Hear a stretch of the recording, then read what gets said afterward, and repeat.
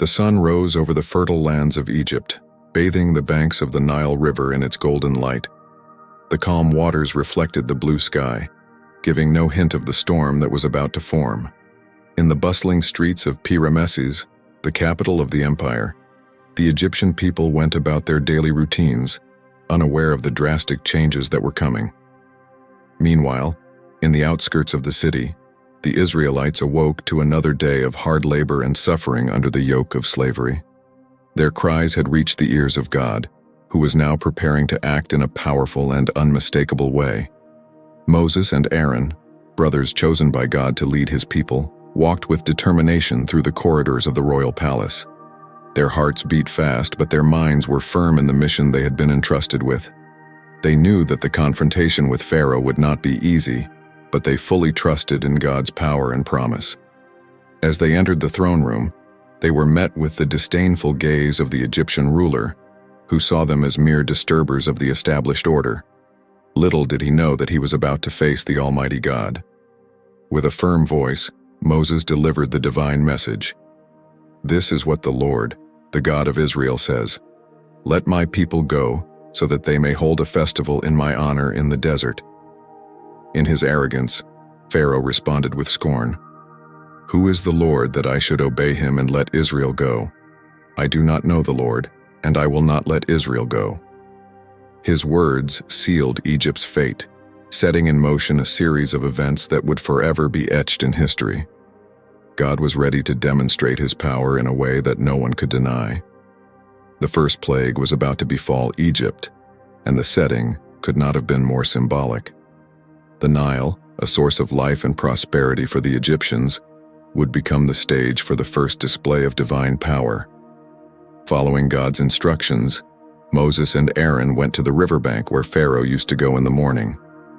Moses' heart raced as he prepared to perform the first great miracle before the eyes of the ruler and all the Egyptian people. With a decisive motion, Aaron stretched out his staff over the waters of the Nile, as God had commanded. The moment the staff touched the surface, something extraordinary happened. The once clear waters began to change color. A reddish hue started to spread, as if a powerful current of blood was flowing down the river. Astonishment gripped everyone present, including Pharaoh himself, who watched the scene with a mix of disbelief and horror. In a matter of moments, the entire Nile River turned into blood. The metallic smell filled the air, and fish began to die by the hundreds, floating on the now red surface. The sight was both terrifying and surreal. The Egyptians, who depended on the Nile for their survival, were thrown into panic. How could they drink, cook, or irrigate their crops with water turned into blood? The impact of the first plague was immediate and devastating. Pharaoh, however, remained stubborn. His magicians, using their tricks and enchantments, managed to replicate on a small scale what Moses and Aaron had done. This was enough to further harden the ruler's heart. He refused to acknowledge the power of the God of Israel and stood by his decision not to free the people. His stubbornness would cost dearly, not only to him but to all of Egypt. For 7 days, Egypt suffered from the lack of potable water. People dug along the riverbanks, desperate to find clean water.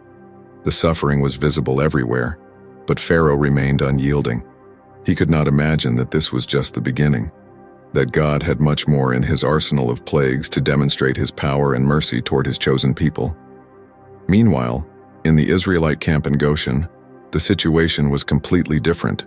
By a divine miracle, their water sources remained untouched. They watched in awe as God protected them amid the chaos unfolding in Egypt. This distinction between God's people and the Egyptians would be a constant mark throughout all the plagues, a living testimony of divine care and protection.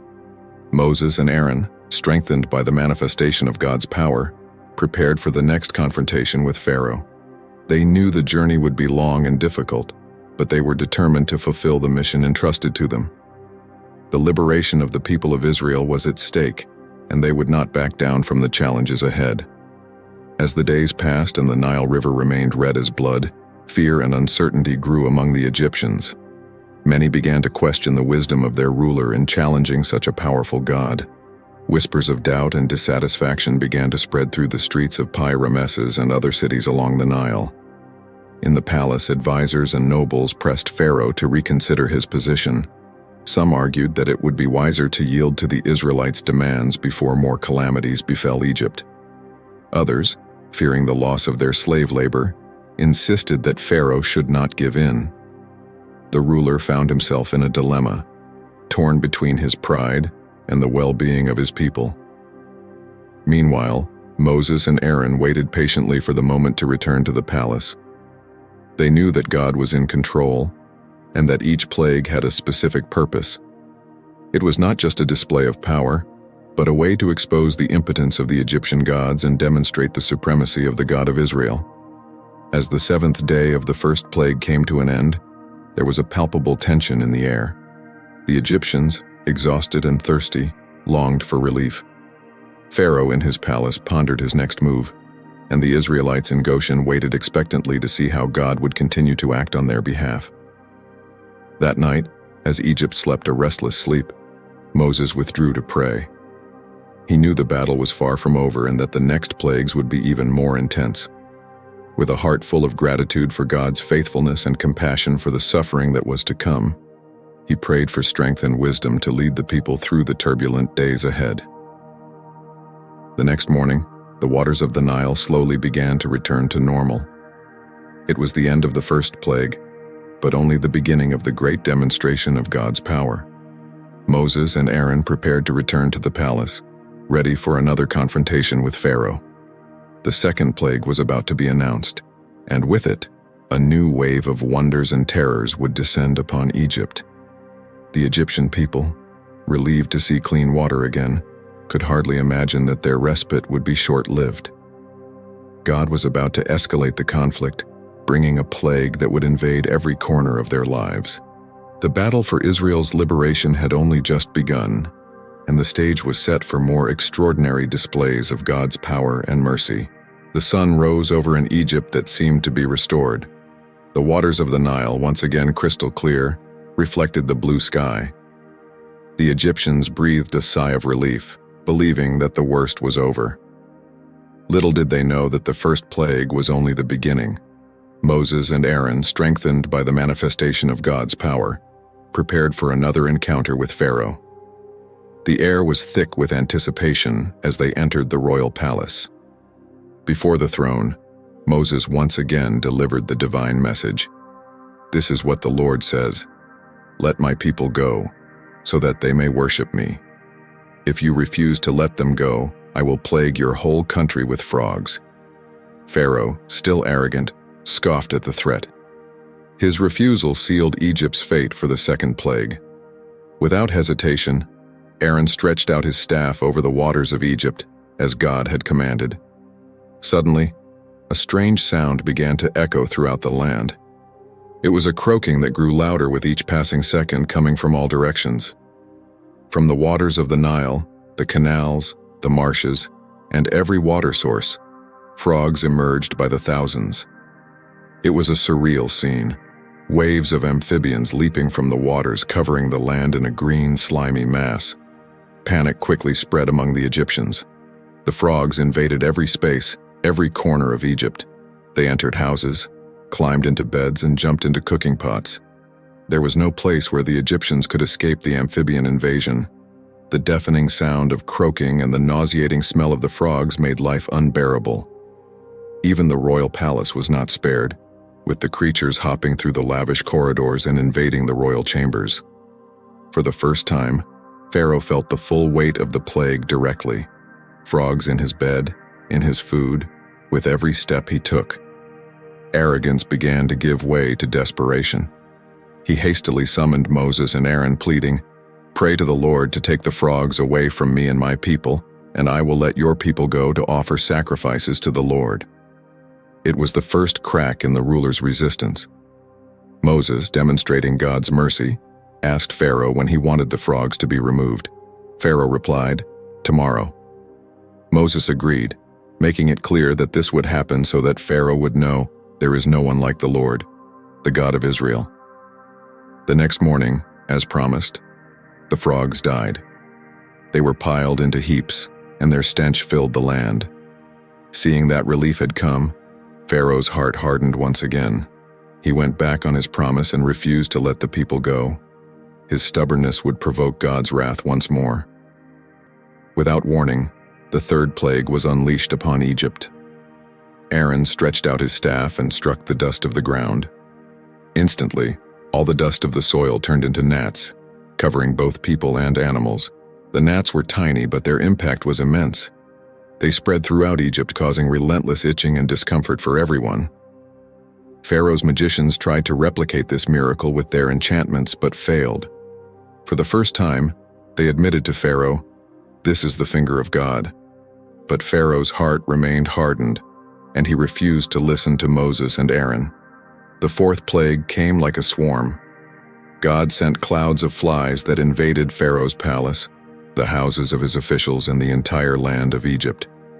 The constant buzzing and irritation caused by the flies turned life into torment for the Egyptians. But this time, God made a clear distinction. In Goshen, where the Israelites lived, there were no flies.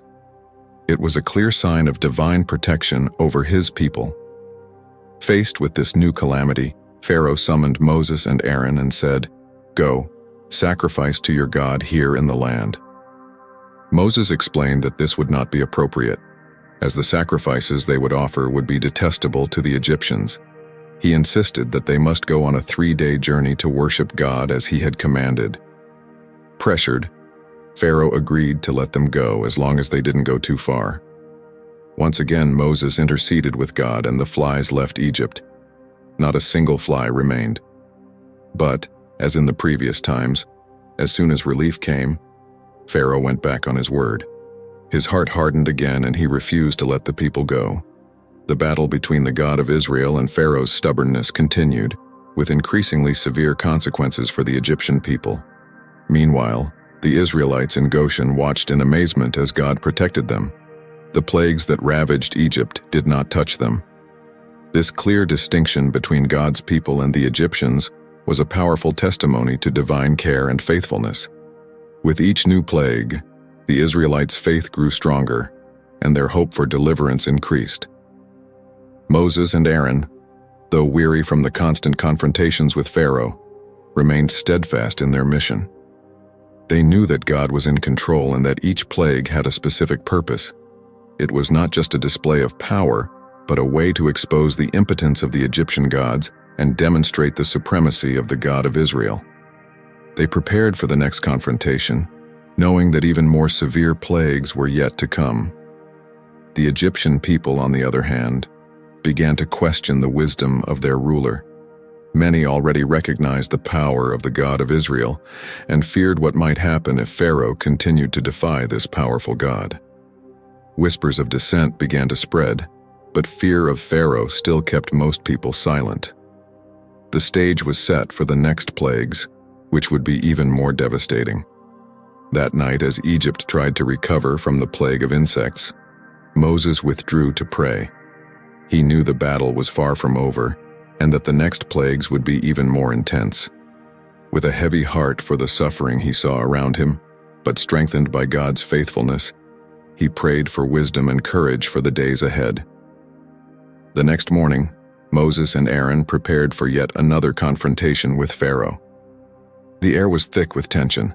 The Egyptians, exhausted and fearful, could hardly imagine that the worst was still to come. The upcoming plagues would strike not only their comfort, but also the very sustenance and health of the Egyptian people. The battle for Israel's liberation was about to enter a new and terrifying phase. The dawn brought a sense of apprehension throughout Egypt. The air was heavy, not only with the desert heat but with the fear of what might come next. Moses and Aaron, determined in their divine mission, once again made their way to Pharaoh's palace. This time, they carried an even more severe warning, a plague that would strike at the heart of Egypt's economy. Before the throne, Moses proclaimed God's message. "The Lord, the God of the Hebrews, says, 'Let my people go, so that they may worship me. If you refuse, the hand of the Lord will bring a terrible plague on your livestock in the field.'" Pharaoh, still reluctant to give in, ignored the warning.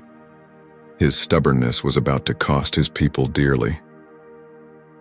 The next morning, as God had announced, a mysterious and deadly disease began to spread among the Egyptians' animals. Horses, donkeys, camels, cattle, and sheep fell dead in the fields. It was a desolate sight. Entire herds wiped out in a matter of hours. The economic impact was immediate and devastating. Egyptian farmers and shepherds watched helplessly as their precious animals perished. Animals used for transportation, for farming, and for food, all succumbed to the terrible plague. Lamentations spread throughout the land of Egypt as people saw their wealth and livelihoods disappear before their eyes. Yet, in the midst of all this devastation, a miracle stood out. In the fields of Goshen where the Israelites lived, not a single animal fell ill. Not one sheep or ox belonging to God's people was affected by the plague. It was yet another clear demonstration of divine care and protection over his chosen people. This distinction did not go unnoticed by the Egyptians, who began to recognize the power of the God of Israel. Pharaoh, intrigued by reports of this disparity, sent messengers to investigate the situation in Goshen. They returned, confirming that not a single animal belonging to the Israelites had died. Even in the face of this clear evidence of God's power, Pharaoh's heart remained hardened. He once again refused to let the people of Israel go. Seeing that Pharaoh continued to be unyielding, God instructed Moses and Aaron to perform a symbolic act that would bring about the sixth plague. They were to take a handful of ashes from a furnace and scatter them into the air in front of Pharaoh. This simple gesture would unleash a calamity that would directly afflict the Egyptian people in a way they could not ignore. Following God's instructions, Moses threw the ashes into the air before the eyes of Pharaoh and his court. As the ashes spread through the air, something extraordinary began to happen. Painful and festering sores started to appear on the skin of the Egyptians. Both men and animals were afflicted, covered in ulcers that caused intense pain and disfigurement. Affliction was widespread. From the humblest servants to the most powerful nobles, no one was immune. Pharaoh's magicians, who had once tried to replicate God's miracles, could barely stand before Moses, so severe were their wounds. The suffering of the Egyptian people reached a new level, with physical pain adding to the emotional anguish of the previous plagues. Once again, the Israelites in Goshen were spared. While their Egyptian neighbors suffered from painful sores, they remained healthy. This divine protection strengthened their faith and increased their hope for liberation. With each plague, they saw the powerful hand of God working in their favor. Pharaoh, even while suffering from the ulcers, remained unyielding. The Bible tells us that the Lord hardened Pharaoh's heart.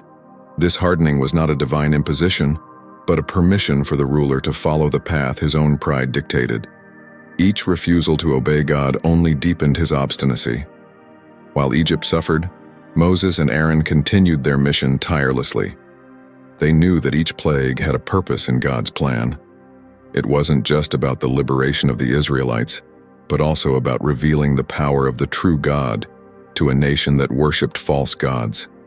Each plague directly challenged an Egyptian deity, exposing their impotence. Pharaoh's advisors, desperate over the suffering they saw around them, began to pressure the ruler to give in to Moses' demands. Some argued that Egypt could not withstand much more punishment. Others feared that the next plague might be even worse. Fear and uncertainty spread throughout the court. As the sixth plague continued to afflict Egypt, a sense of despair began to grip the people.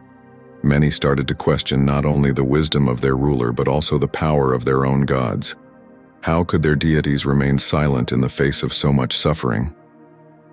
Faith in the Egyptian gods was being shaken to its core.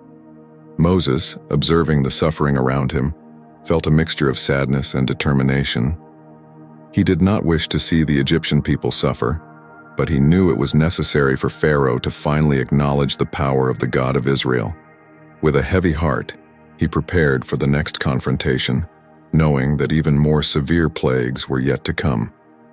At night, as Egypt groaned under the weight of the sores, Moses withdrew to pray. He sought strength and divine guidance for the difficult days ahead. He knew that the next plagues would be even more devastating, affecting not just bodies but also Egypt's vital resources.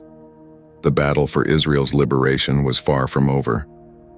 The next morning, Moses and Aaron prepared for another meeting with Pharaoh.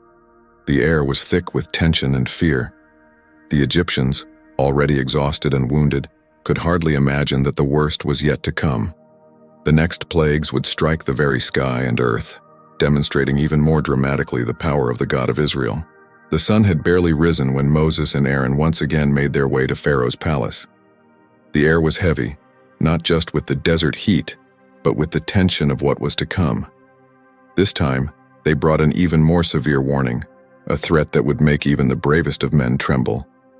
Standing before the throne, Moses delivered the divine message. "This is what the Lord, the God of the Hebrews, says. Let my people go so that they may worship me. For this time, I will send all my plagues against you, your officials and your people, so that you may know that there is no one like me in all the earth."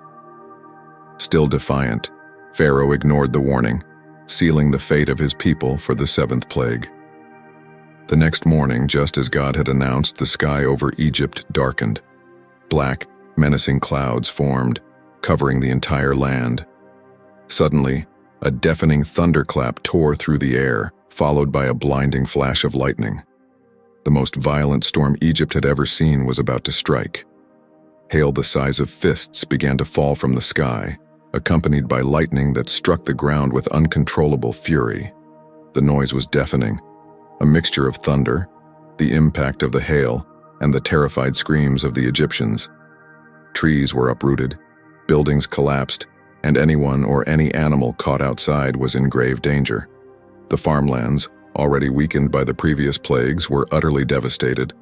The flax and barley, Egypt's main crops, were destroyed in a matter of minutes. The hail crushed the plants, while the lightning set fire to what remained. It was a spectacle of destruction that clearly demonstrated the overwhelming power of the God of Israel.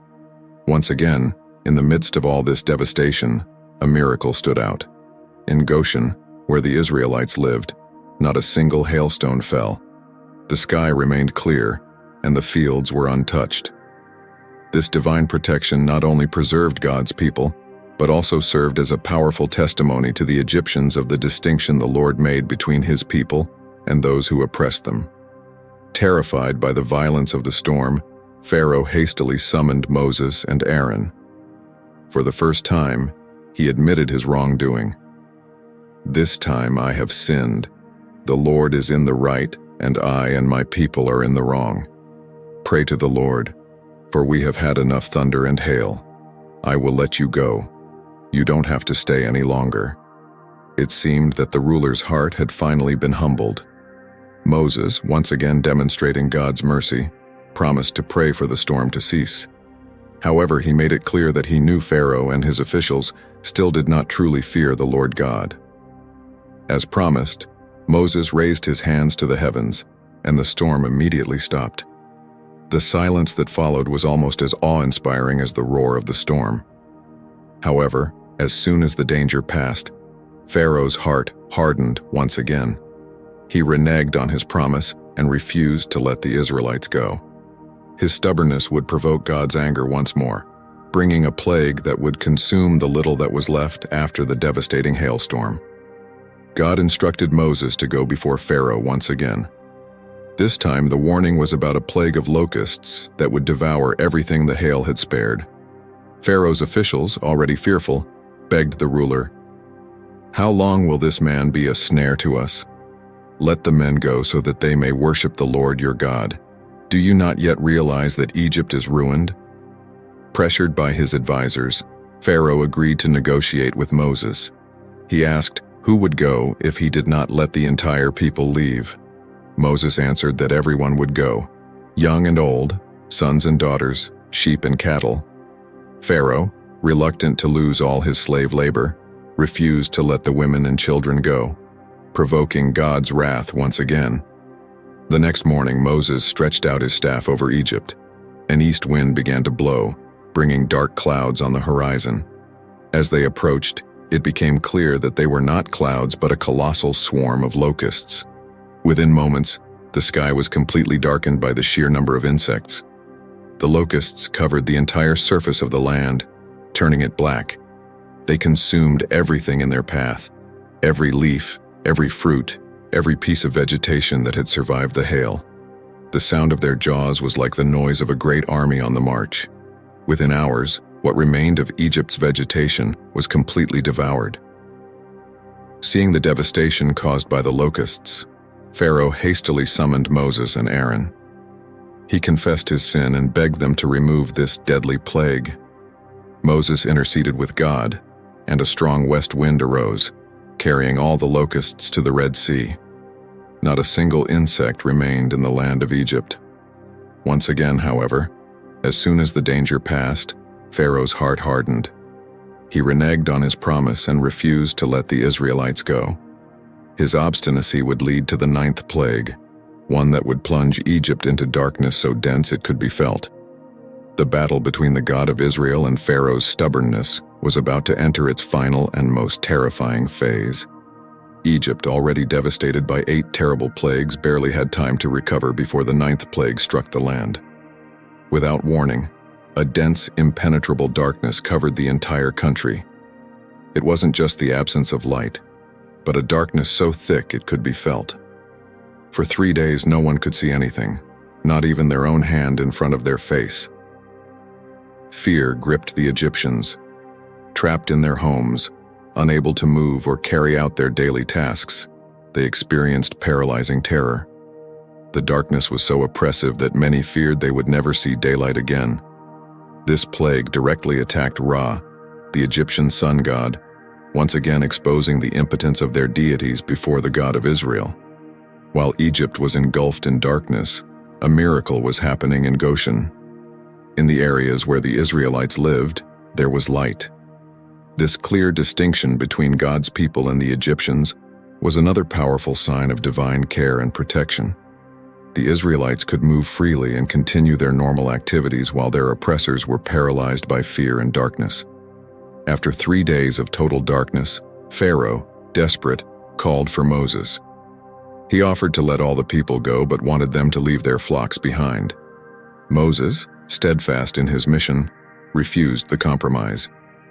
Not a hoof will be left behind. We need the animals to worship the Lord our God. Infuriated by this response, Pharaoh expelled Moses from his presence, threatening to kill him if he dared to appear again. Moses, knowing the final confrontation was near, replied to Pharaoh, "You will never see my face again." With these words, he left the palace, preparing for the 10th and most terrible plague that God was about to send upon Egypt. The stage was set for the final act of this divine drama. God spoke to Moses, revealing the nature of the last plague. "I will bring one more plague upon Pharaoh and upon Egypt. After that, he will let you go from here. Indeed, he will drive you out completely." The final plague would be the most devastating of all, the death of all the firstborns in Egypt, from the Pharaoh's eldest son to the firstborn of the humblest slave. Moses gathered the leaders of Israel and gave them detailed instructions for the night of the final plague. Each family was to sacrifice a lamb and mark the doorposts and lintel of their house with the animal's blood. This would be the sign for the death angel to pass over the houses of the Israelites, sparing their firstborns. The tension was palpable as the people of Israel prepared for that fateful night. In every home, families gathered, carefully following Moses' instructions. The smell of roasted lamb filled the air, mingled with whispered prayers and anxious hopes for deliverance. It was the birth of Passover, a memorial that would be celebrated for generations. At midnight, a cry of anguish echoed throughout Egypt. In every Egyptian home, the firstborn had died, from the heir to the throne to the son of the servant grinding grain. There was not a single house without a dead. The wailing was universal, a grief that struck both rich and poor, powerful and humble alike. Pharaoh, finally broken by the loss of his own son, summoned Moses and Aaron in the middle of the night. His voice trembled with pain and defeat as he said, "Get out of my people, you and the Israelites. Go, worship the Lord as you have requested. Take your flocks as you said you would. Go, and also bless me." The Egyptians, fearing that everyone would die, begged the Israelites to leave quickly. The people of Israel, as instructed by God, asked the Egyptians for silver and gold articles and clothing. The Lord made the Egyptians treat them favorably, giving them what they asked for. Thus the Israelites left Egypt laden with riches, a symbolic payment for years of slave labor. That night, about 600,000 men, in addition to women and children, departed from Ramesses to Succoth. It marked the beginning of the Exodus, the journey that would take the people of Israel from slavery to freedom, from Egypt to the Promised Land.